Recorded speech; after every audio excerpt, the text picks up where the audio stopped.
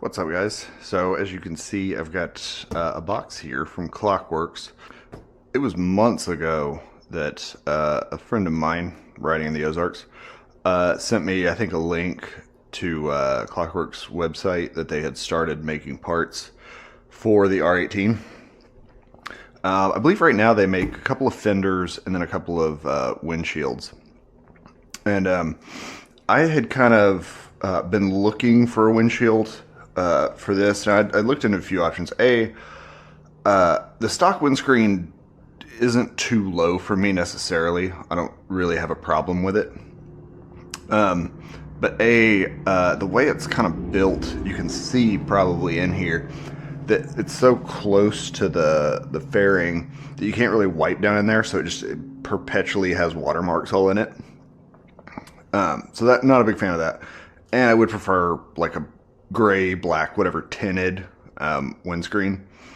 And I'd actually looked into seeing if I could get a tint shop to just, tint the inside of this, but they were kind of waffly about, oh, we don't have a template, we don't want to do it, whatever. So kind of just waited and said whatever. I mean, there's a couple of companies that make windscreens for this. One of them I think is 7 Jurock, but I think they look pretty terrible personally. So I didn't want one of those. You can put a transcontinental windscreen on here, but from what I've heard, the shape, while it does look good, isn't super effective at blocking more wind if it's higher. And I didn't really want it particularly higher anyway. Anytime I see these with bigger, like significantly bigger windscreens, it just looks a little silly.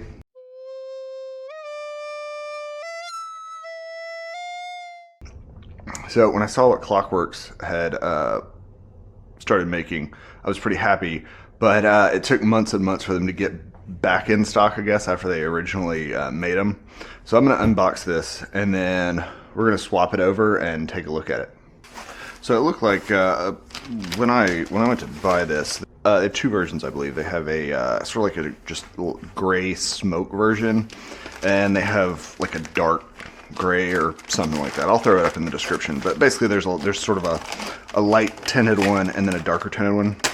The light tinted one was in stock when I first started looking at them, but I personally wanted the dark tinted one, so I had to wait. I mean, literally, I got an email that this was available and bought it that day because I had no idea how many they would have left. So, pretty simple instructions. I mean, you take these 6 bolts out. You will have to reuse the hardware, these sort of little grommets and rubber holders. Swap them over to this windshield. I'm going to pull this out of here, hopefully without fingering all over it. Okay.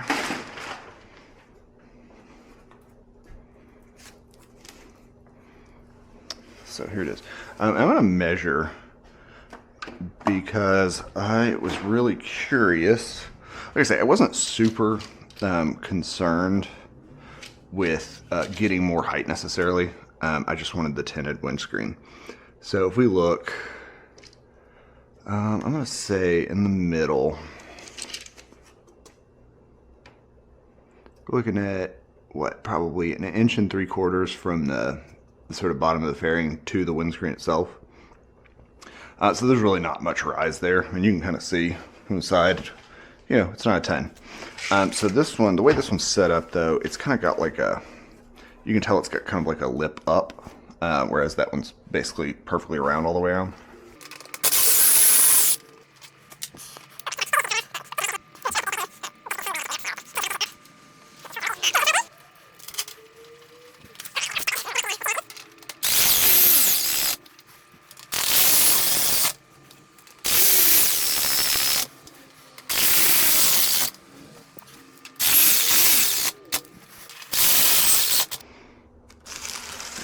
Do that satisfying peel, do a slow-mo of that one.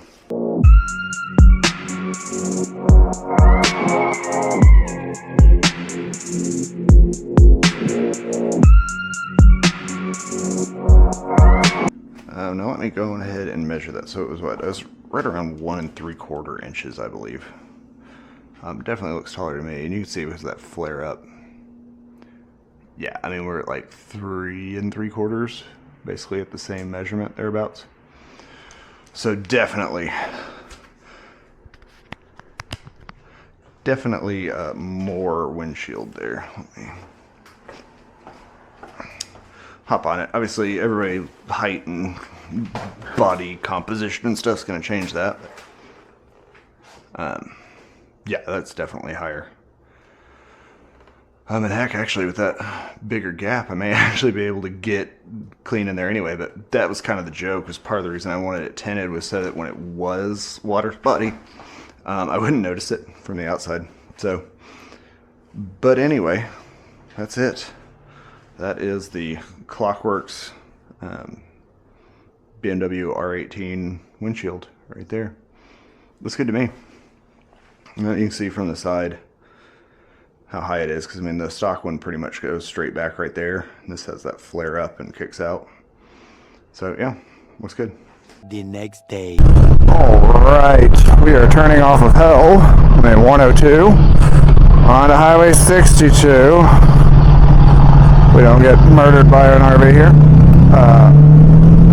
On our way to the Iron Butt stop to get some patches put on, but also to give this new windshield from Klock Werks a little bit of a shakedown.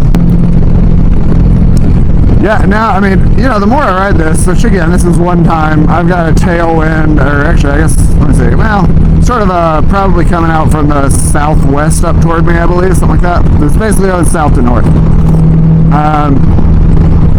But the more I ride this, the more I'm thinking back on kind of the riding I've done, like higher speed riding.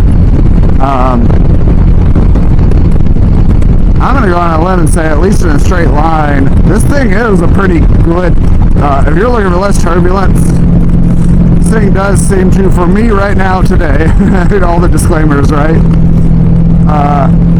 It does seem to be negating quite a bit of sort of helmet shake.